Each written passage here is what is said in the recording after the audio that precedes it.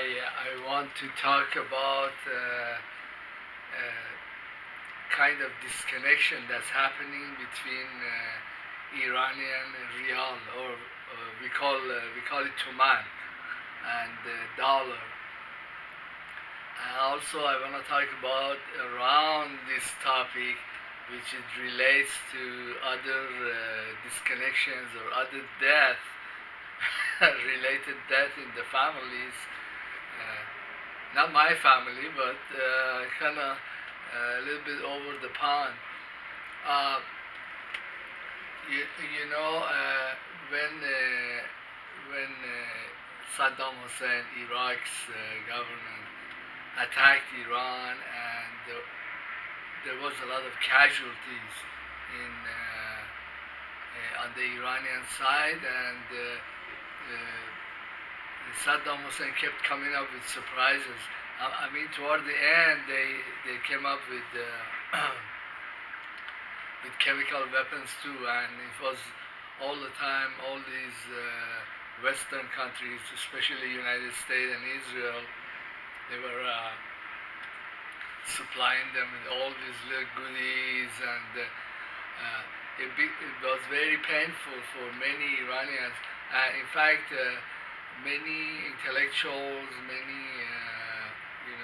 you would be surprised. Even doctors, Iranian notables, they talk about the torment that the United States, Israel, and Saddam Hussein, or basically the Sunni Arabs, put us through. How many people got killed, and how much damage there was to our cities. And at that time, I was just totally out of there. I was in the United States, and I was looking at these things, these bases Saddam's military was doing. I sometimes read the prayer, God, let me see the day where these evil criminal gets executed. Let me see his death. And I think that I have been getting every prayer answered, everything I wished for. The war ended, and Iraq lost, and then they engaged in more warfare. They went into Kuwait, and then they got into war with the United States, and they lost again. Then the United States came in, and they couldn't stay. They supported the Wahhabis. Wahhabis came in and killed a million Iraqis, and now they're all hated to the max, and they all have been kicked out, or they're on the way out, like the American military. It's like I didn't do a thing, and to change things around. But these people, because they were committing crimes, they were destroying yet another country, and the whole thing fell apart. And these days in Iraq, Iraq does all kinds of business with Iran. All the factions in Iraqi society and Iraqi government, they're all like they're attached in the limb with the Iranian government. And I was watching the Kurds, they're singing the praises of Khamenei. The Iraqi Shia are saying, oh my God, we got our country back. And the Americans, their military is getting kicked around. They're on the way out. They don't know it, but they're going to know it pretty soon. It just, it was like a movie that was already made. It was, and I was watching the news about Azerbaijan and Armenian, and they're fighting and they're killing each other. But then they found out, or we found out, that they were both, well, Azaris right now, they're receiving weapons and training from Israel, and they were also helping Israel to do spying and mapping using Israeli drones from southern part of northern Azerbaijan, from Bakhtiyar, what they call Kafkaz region or Caucasia region, and they were just in cahoot with Israel, but they were not the only ones, and the Armanis were also had been doing some of that same stuff, but Armanis, they hate the Turks so much that also they have much more rooted in Iran and our civilization than the Azeris. Azeris are also totally Iranian, but then it's just like the replay of Iran-Iraq war. The West instigated and helped out, fueled the fires, and the war raged on, and one side completely lost out, and then, but despite all of that, it was like a movie that was made that Iran is going to win, and Iran is going to come in and become the economy, become the Kurdistan, become the Shia government. All don't you think that movie is playing again? In some future, like about a year or two after these guys have really knocked each other out, and there's many people killed, and their economy is in ruin, and they both figure out that hey, we don't want to be a part of the American empire, and then oh my God, we might have to send 1,000 IRGC, 1,000, and take over both countries and kick out all these guys. Maybe we could reunify the old Iran again. Where have I seen this movie before? I mean, didn't it play out in Iran-Iraq war? Or, I don't know. Hope these sides, they don't come up with chemical weapons against each other. But well, another movie that's playing, and many people are not taking notice of this movie, is that in the last 6 months, the price of dollar in Iranian Toman is increasing. I was sending money to Iran. I was getting like 12 or 14 Toman to the dollar, and then it gradually increased. And now my brother says, oh, it's 30 Tomans. And I usually get like 3 Toman less than the going rate, because I'm selling the dollars. Actually, basically selling like $600 in Toman, and I'm been getting more and more money. But then many YouTubers and many investors, especially Pompeo, is coming out and saying, oh my God, look how we are crushing their currency, we are killing them. We are destroying them. But is not true, because there's several reasons that the Westerners, they never look at these things, because they don't want to look at it, and because it doesn't agree to their stupid narratives. One of these factors is that the only people that are stupid enough to buy dollars now in Iran, they're the super rich. In fact, when I sell dollars, I give it to my money exchange guy. he, uh, he he has to take a week. It takes him that long to go find the Sarraf, which is the money exchanger in Iran. There's like 4 or 5 people, and he goes to each one of them and offers these very expensive dollars to be absorbed by very select or a few people that are actually now still buying dollars. And my family, they constantly call, hey, why is it so? It takes so long. It's because the population, the even the wealthy, they don't need dollars anymore. There has been 40 years of sanctions, 40 years of all kinds of industries, military hardware, medicine, food stuff, uh, you name it. There's even sanctioning on luxury goods. So the only way for many Iranians to get a car, any car, or to get shoes, to get uh,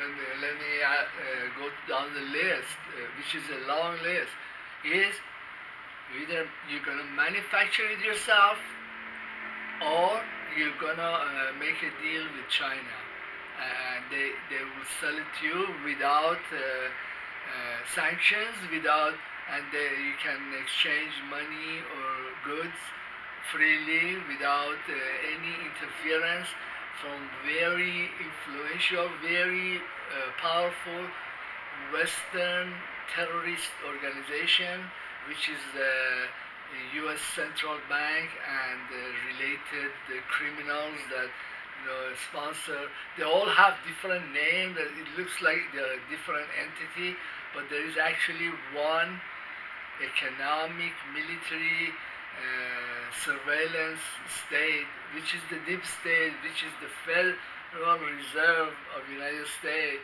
that comes in and does all this damage. And Iran has decided for many decades now, or we are just basically seeing it in public, which is they're like unveiling, hey, look, we are buying almost everything we have from China, from India, we buy nukes from North Korea. We have rockets that they helped us build or we designed using our geniuses, and they can deliver these nukes. But let me tell you, some of the nukes were not made in North Korea. Another thing those are two things that the Iranian government and industry have done to get rid of the dollar, to get rid of these influences, and this is fine. The other thing that sometimes the Iranian media they talk about is the Americans they have a very condescending attitude towards us Iranians, is that we remade or remanufactured or invented all these new weapons and all these new products, cars. We used our own intellectuals, our own geniuses, people like me in our universities, and we build up these systems. In Iran, they call systems samane. So whenever you're listening to Iranian news and you don't understand what's going on, well, as soon as you hear the word samane, you know that they came up with another system, whether it's really advanced rockets or whatnot. Well, this is really like a very late announcement that hey, the dollar has died. At least it has died in Iran. There's some people they want to buy dollars. Some businesses they do business with Dubai. And they have a lot of money and They don't care if I buy the dollar at 30 Toman or 100 Toman. I don't care. That person will go and hunt for, the people who are like me, that have been marooned in the United States for 40 years, and they're still sending money over there. So, oh yeah, this is a great exchange rate, and we're gonna do it. But the dollar does not matter. It has died, a death of irrelevance. It does not matter what price the dollar is trading in exchanges, because there is little economic or commercial exchange between United States, and there is a little economic or trade exchanges with Britain, with Israel, countries that are still die-hard fans of the United States. With other countries, you don't have to give them dollars. For example, I don't know why Iranians, they don't do a whole lot more business with Russia. Russia is even more ideal than China as a country that's a friend and a great business partner, and also the cost of living, the cost of goods, the cost of is low in ruble. Ruble and Toman, they trade normally. They're not influenced. There is no sanctions. And also, Russians, especially their women, their blondes, they're friendly to Iran. They're friendly to Afghanistan. They're friends with Syria. There's no problems if you're young and you want to go find a beautiful blonde in Moscow or places like in close to Ukraine. There is friendship. There is cultural affinity. There is trade. The trade that's natural, that come because they're selling them saffron and they're selling us blondes. I mean, it's a human. It's not trade or relation that's utterly fucked in the head like between United States and Iran. Their foreign policy is not a foreign policy that's designed to be replica of Israel. Their own natural foreign policy. The same with India. The Indian people and the Indian government, their foreign policy, their trade and relations are natural as what it has evolved historically. Nobody came in and distorted in a way, this trade will go on and will always become better and more of it at all times. It's not just trade, it's also human relations, like companies, people get married, they move into each other's country. I think that we Iranians would do great if we, for example, we need to hire some exotic technician that God knows he specializes in exotic nuclear technologies. We could just hire these people from Pakistan, from India, from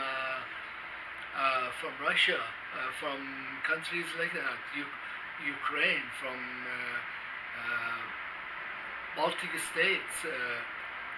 Will be cheap, and there is no sanctions. There is nothing to be worried about.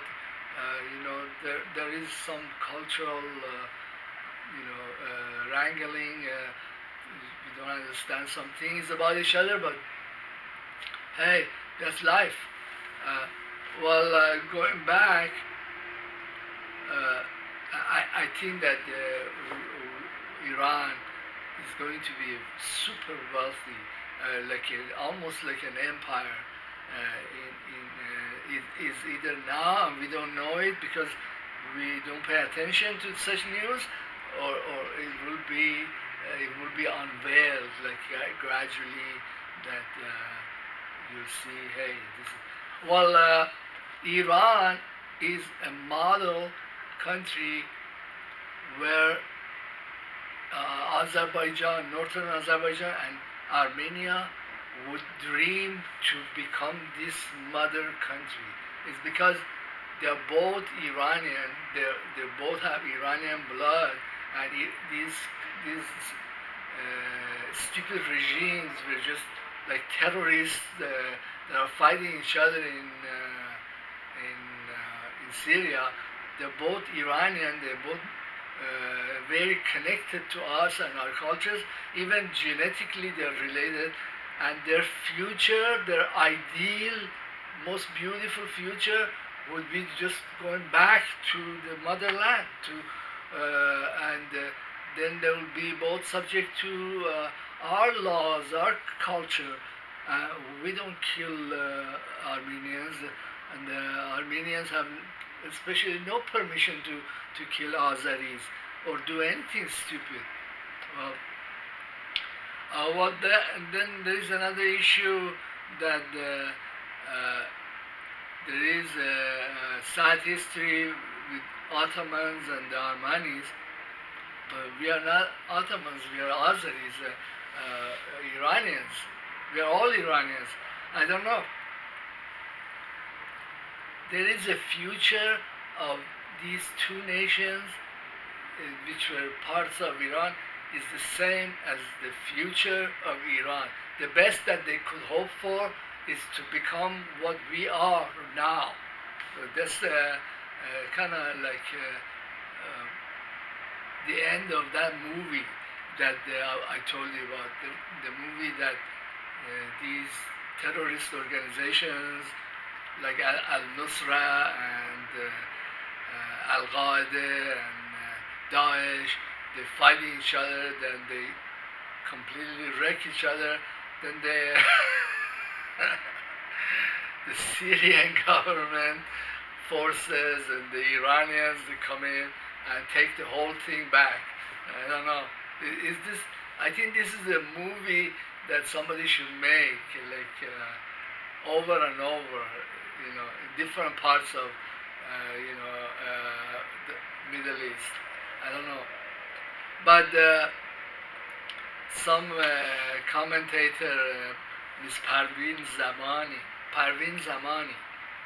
she said that the future of the United States and the U.S. empire is like, how a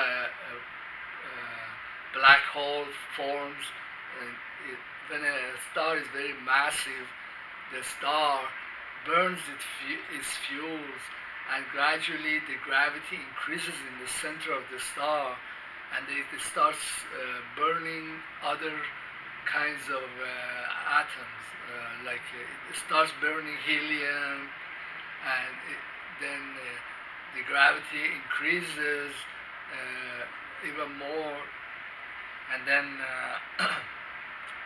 it runs out of helium in the center of the star, but the outside of the star there's a lot of hydrogen. So it keeps burning the hydrogen on the outside of the star, but in the core it starts burning helium, and then it goes on the list of heavier and heavier metals, and it burns them and generates energy until it reaches the point where there is a core full of iron, and in order to, this is while all this gravity is pulling the star back into the center, when you cannot burn iron, you have to spend more energy, you put in more energy to just create other substances. To create gold, you need to add in a lot of energy. So, but the gravity increases, and iron collapses. It becomes a pool of neutrons. Just like United States is becoming a feudal and is becoming full of these giant corporations and hedge funds, and they're pulling all this cash and all this money that the central government publishes into itself. They are becoming like a pool of neutrons, and then it doesn't end there. The neutrons also collapsing. While they're collapsing, the outer shell of the black hole, it explodes into space. It's like all these related states like Iraq, Azerbaijan, Armenian, Baltic states, the Europeans, they're just at this stage. It's not really something to be prized, to be part of the empire. What is to be prized is that you are not part of the empire, that you are not using the dollar, you're not, you don't have American troops on your soil. This is what's the valuable. Like the outer shell of this black hole is going everywhere. And then the end stage is either a neutron star, or if there is too much mass, the empire has gone and done a lot more everywhere else. It even goes beyond neutron star. The neutrons also break down and become quarks. Like inside the neutron star, there are regions that are just pools of quarks, and they have the different properties. And but some some black holes, when they form, they're like the American empire that is like even quarks fall apart because the gravity is so massive, and breaks the quarks and makes them into strings, and the strings collapse in each other in the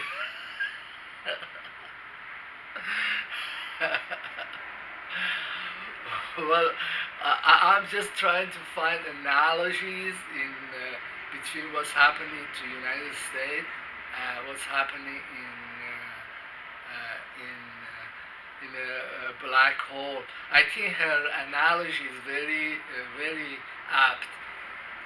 Well, I would say that it will become United States. Everything that happens on a local level or in the government level, just like at the end of the Soviet Empire, there will be all these mafia gangs. They all anything that happens has no relationship whatsoever to anything that people do naturally. It's like all is mafia psychology, mafia. They're all feudalism. Well, Max Kaiser, he also uses this analogy, but he talks about feudalism. That's a very dark future. But in the process, if Trump or one of these idiots in the government doesn't ignite World War III, then in that case, we'll still have feudalism, but some foreign country like China or Russia will come in, and they will impart a real hard blow to the empire. Like for example, they will nuke New York or nuke Washington D.C., and then there is at the end there is a little side deal, secret deal that the Chinese or the Russians tell these guys, hey, we just want you to go away. do whatever the fuck you want in your country. You want to run mafia syndicates all the time, it's fine.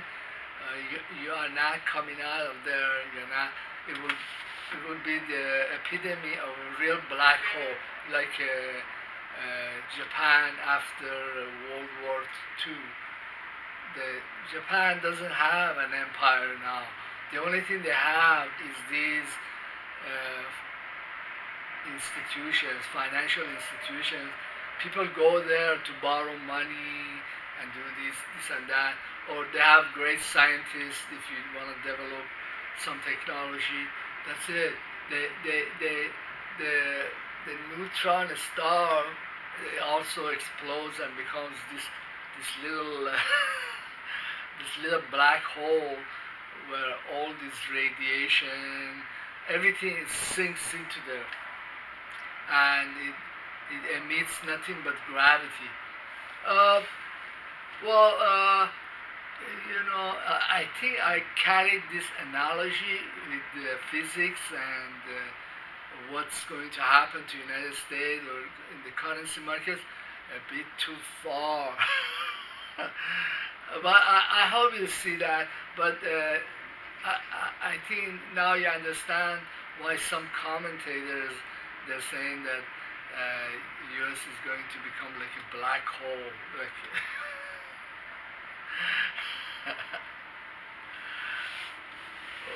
well, in Iran there is a expression. It goes like this: don't badmouth the dead. They're like the dead. But I think the people who came up with this expression, they were thinking of people like me. Like I've watched the execution of Saddam Hussein like 20 times. Like, oh look, this guy, he did this and that, and now he's going up the gallows. Oh look, all these gangs, they're fighting from Armenia and Azerbaijan, they're killing each other. Oh look what happened afterwards. Oh look, what happened to the United States? Their president got assassinated, and there was a military coup d'etat. Oh look, well, looky look. Thank you very much for being in my YouTube channel. Please subscribe and leave comments. Don't be shy. And yeah, see you later.